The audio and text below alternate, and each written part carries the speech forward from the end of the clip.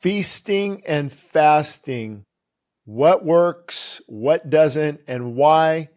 Copyright Shane Idleman, 2018. This is a must-read introduction titled The Miracle of Fasting. For those on video, I'll be reading the manuscript here as you're watching. For those listening on Audible, I would encourage you to actually download the book, Feasting and Fasting. What works, what doesn't, and why. You can download it for free at Westside Christian Fellowship.org, westsidechristianfellowship.org. Such an important topic right now, and this introduction is key. You need to hone in here for just a minute. Let me read this introduction. When the body rests and is allowed to heal, many call the results miraculous, but this is just how God created us. Fasting not only creates an environment of health and healing, but more importantly, it facilitates spiritual growth. Obviously, God can choose to heal miraculously, but He also allows the body to heal and rejuvenate itself. I'm not promoting a fountain of youth or a magic pill.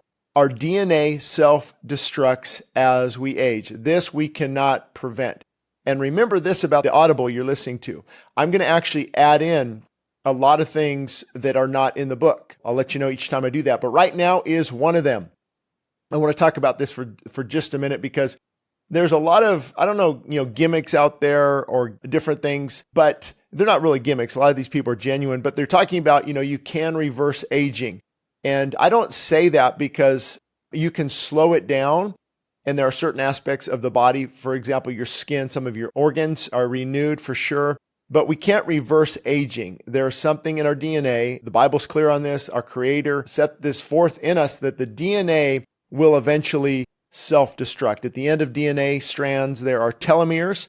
And as those telomeres get shorter, our lifespan seems to decrease. Also, the condition of our cells, that really plays a huge role in longevity. So there's not a fountain of youth. You're not going to reverse aging. I know there's a guy out there who actually spends a lot of money and he is, I think, in his 40s, but probably has the age of a 20-year-old. And you can definitely slow it down. But at what cost? I mean, how crazy do you want to get? How, red light therapy and jumping into ice cold showers and a lot of those things I think are beneficial. Hydrogenated water, putting hydrogen in your water. Those are some good things, but also we don't want to get too carried away and too crazy and thinking, okay, if I just do these things, I'm going to get younger. You will help the body and you'll slow down aging, but I don't know if you'll get younger per se. Now, in some cases, depending on how sick you are, how unhealthy you are, it can definitely feel that way. But we could die in a car accident tomorrow. And really what matters is our spiritual condition. Do we know our Savior? Do we know God? Do we truly know God, Jesus Christ? So let me continue now. Unfortunately, most people help that process of aging by not caring for the priceless, wonderful gift that God has given them. We teach stewarding of our finances and of our marriages, and we teach stewarding our giftings in our churches. But why not health? Why don't more churches talk about health? And now I think two reasons. Number one, a lot of pastors don't know a lot about health. It's definitely a unique calling I have, so, can't do much about that. But also I think we have this idea that, it doesn't really profit us. Godliness is what profits. And the Bible does talk about that for sure. Physical exercise is of little profit. But we're not even really talking about exercise. You can look at John 6:27 that talks about, laboring for food which perishes, but we need to labor for the food which endures for life. But we're not talking about necessarily physical exercise, which, obviously that plays a role. But we're talking about quality of life. We're talking about being a better husband, a better mom, having the energy to deal with your kids and your grandkids, not being as irritable, not uptight, not always tired. And so it plays a huge role, if I can make that word even bigger, I would. Huge role in how we live our lives, our energy levels, and what we get done, what we don't get done. So we have to remember this. It's not about the physical benefits. Those are secondary. It's really about the spiritual benefits. But let's not discount the physical benefits as well. This journey that we're taking is not only about physical weight and health, but spiritual weight and health. As I read before, John 6:27, that we are encouraged to seek everlasting life, the food that doesn't perish. And so our focus must be on spiritual things. That is, seek God first, and everything else will be added. Make Him the priority, not health and fitness. Answering the questions presented in the subtitle, what works, what doesn't, and why, is actually very simple. What works? Well, God's design and biblical principles. So that's what we're going to focus on. What doesn't work? Well, neither fitness obsession nor neglect. Both are harmful. Did you catch that? It's not about fitness obsession, and it's not about neglecting that area either. It's about finding that helpful middle. Why should we look to God's principles? Well, they are guardrails through the canyons of life. They don't prevent us from enjoying life. They actually protect us from falling. Now, to be honest, this is not an exhaustive study on fasting or nutrition, but it's a resource to fan the flames in that direction. The recommended resources and sermon links located in the ebook, that's why I recommend getting the ebook as well, at the end of each chapter, may help answer some of the questions you have as we go on. The sections entitled My Fasting Experience and What Does the Bible Say About Food and What Did My Blood Say About Health Choices may also help answer some of the questions you have regarding health and fitness and motivation and encouragement. For the beginner as well as the experienced faster, it's good to read these sections, ponder them, take it to the Lord with prayer and fasting, and ask for wisdom. And it's good to, prepare to stabilize our weight and to cleanse our body. And we want to be prepared. So we want to get a lot of information out there to you. So for this reason, resist the tendency to skip ahead, or in this case, resist the tendency to fast forward ahead. Listen to each chapter, read each chapter if you have the ebook, and it will build to a conclusion. It's built on more wisdom and more wisdom and more wisdom. In 2015, I was 45 pounds heavier than I am now when I wrote this book. Probably now 30 pounds heavier. I gained a little bit of that back. Not that that matters, but side notes here. Now it took time, it took patience, and it took perseverance. Don't give up, look up. This book was written based on personal experience and observation, as well as many other outside reputable sources. I follow everyone, like many of you, Dr. Huberman, Peter Attia, Ben Greenfield, Gary Beckett, Alan Goldhammer, Dr. Pompa, Jason Fung, and I've read a lot of the older books by Herbert Shelton on fasting. And so I'm using a lot of this experience to put this resource together. So if professional assistance is needed, the services of a capable authority are recommended. Again, disclaimer alert. I am not a doctor. This is not medical advice.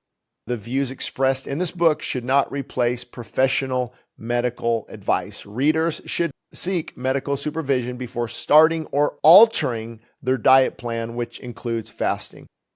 And although I recommend many articles and authors, and some of them I just mentioned, I do not endorse everything they say or agree with every single position. Some of the people I just mentioned actually believe in evolution, which I don't. I believe in a creator. But there's a lot of great information that we can glean from them. At the time of the writing of the book, 2018, and at the time I'm recording this is actually the end of 2023, going into 2024. At the time of this recording and the writing of the book, those free links in the ebook are still available. And we're going to make this book as a free download on the church website, Westside Christian Fellowship. And so those website links are current up to the printing date.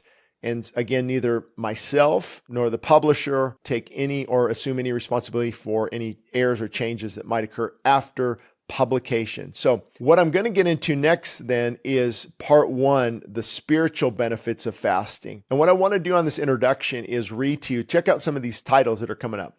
The spiritual benefits of fasting. We're going to talk about the pain of discipline over the pain of regret.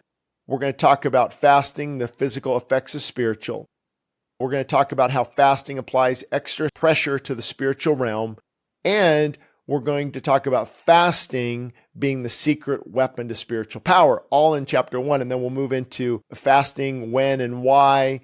We'll talk about, feasting, what to eat and why to eat it. We'll talk about my fasting experience. And we will talk about, a lifestyle plan that you can follow going forward.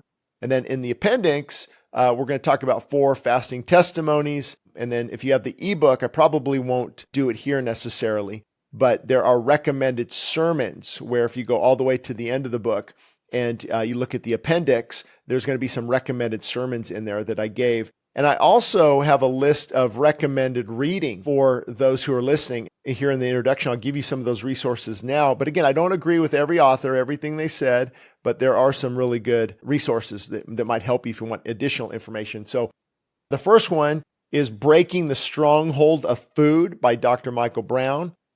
Fasting Can Save Your Life by Herbert M. Shelton. What the Bible Says About Healthy Living by Rex Russell. And then also The Maker's Diet by Jordan Rubin. I think that's still very popular. Kind of a funny story behind that. Some of you might know, but I turned down the publisher, I think in 2001 or 2.